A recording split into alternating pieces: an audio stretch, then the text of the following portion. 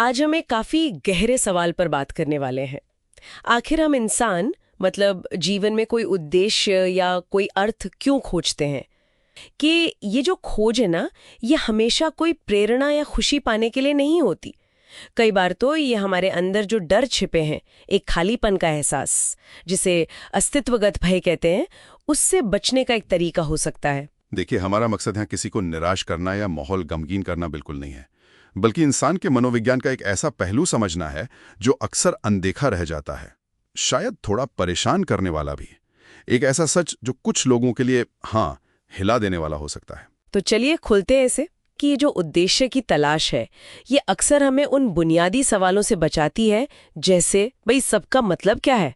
सोचिए ना, जब जिंदगी का शोर थोड़ा कम होता है, ध्यान बटाने वाली चीजें हट जाती हैं, तब एक अजीब सी खामोशी, एक खालीपन सा महसूस होता है।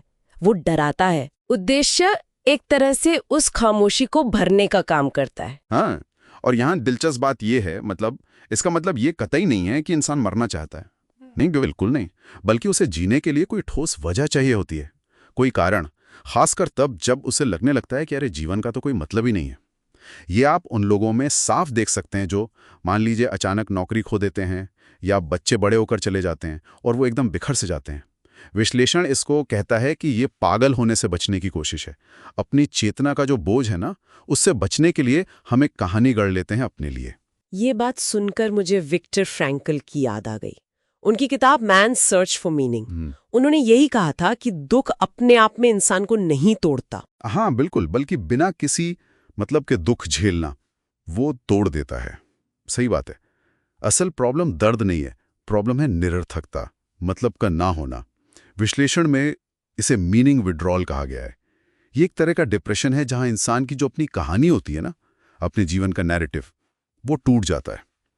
और यही वजह है कि आप देखेंगे कभी कभी लोग बुरी आदतों में या मुश्किल रिश्तों में या किसी नुकसान पहुंचाने वाली विचारधारा में भी फंसे रहते हैं। हाँ, ये अजीब लगता है। अजीब लगता है, लेकिन क्यों?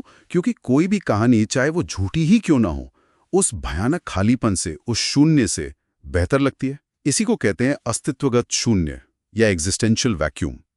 मन उसे बर्दाश्त नहीं कर पाता, उसे भरना चाहता है किसी भी तरह। अच्छा, तो अगर वो पारंपरिक ढांचे जो पहले अर्थ देते थे, जैसे धर्म या बड़ी विचारधाराएं, जैसे नीत्शे ने कहा ईश्वर मर चुका है, अगर वो कमजोर पड़ जाएं, तो फिर इंसान क्या करता है?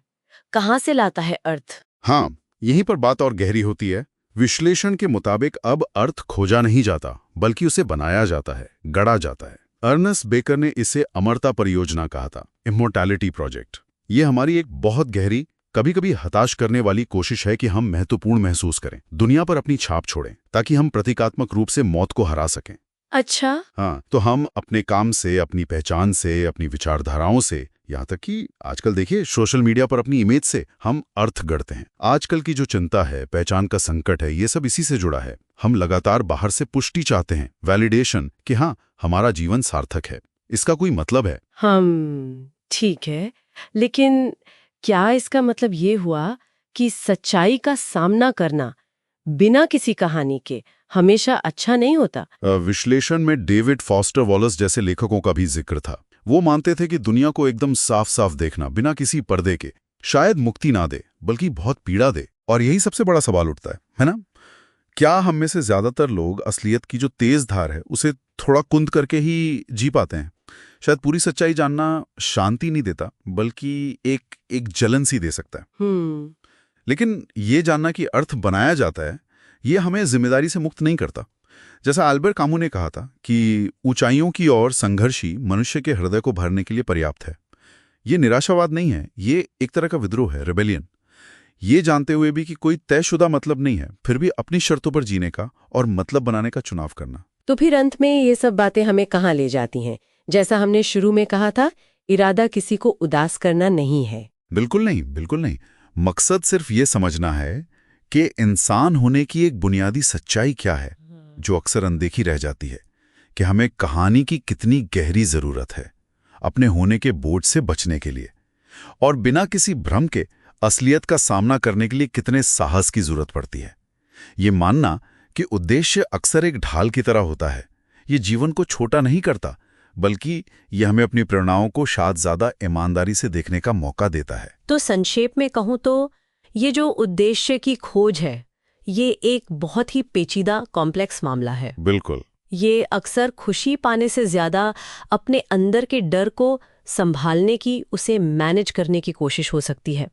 इस नजरिए को समझना हमें मानव प्रेरणा को एक अलग, शायद ज्यादा सच्चे ढंग से देखने में मदद करता है। हाँ, और शायद यहाँ सोचने के लिए एक आखिरी बात ये हो सकती है कि ये मान लेना कि अर्थ बनाया जाता है, गढ़ा जाता है, ये जरूरी नहीं कि हमें निराशा की ओर ले जाए। क्या ये हमें और शक्तिशाली बना सकता है, एम्पावर कर सकता है कि हम जानबूझकर निरर्थकता के सामने खड़े होकर भी ऐसे अर्थ चुनें या गढ़ें जो हमारे लिए सच्चे हों, प्रामाणिक हों। ये बात फिर फ्रैंकल की अंतिम स्वतंत्रता से जुड़ती है कि किसी भी हाल में अपनी प्रतिक्रिया चुनने की आज़ादी, और कामू के उस विचार से कि संघर्ष में भी गरिमा खोजी जा सकती है। इस पर सोचा जा सकता है।